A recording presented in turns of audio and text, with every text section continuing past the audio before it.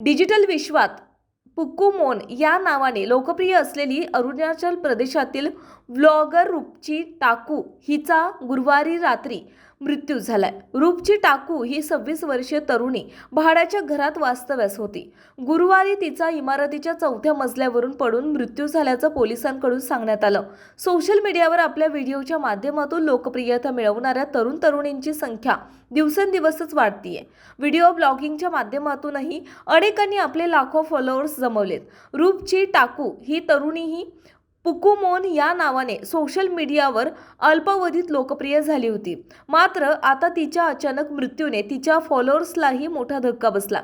रूपची टाकू हिच्या मृत्यूबाबत माहिती देताना इटानगरचे पोलीस अधीक्षक राजवीर सिंह यांनी सांगितलं की 4थ्या मजल्यावरून खाली कोसळल्यानंतर रूपची टाकू हिला मिशन रुग्णालयामध्ये उपचारासाठी दाखल करण्यात आलं होतं. मात्र तिथे उपचारादरम्यान तिचा मृत्यू झाला. दरम्यान पोलिसांकडून या प्रकरणी अनैसर्गिक मृत्यूचा गुन्हा दाखल केला असून अधिक तपास पोलीस उपनिरीक्षक इन्या तातो हे करीत आहेत.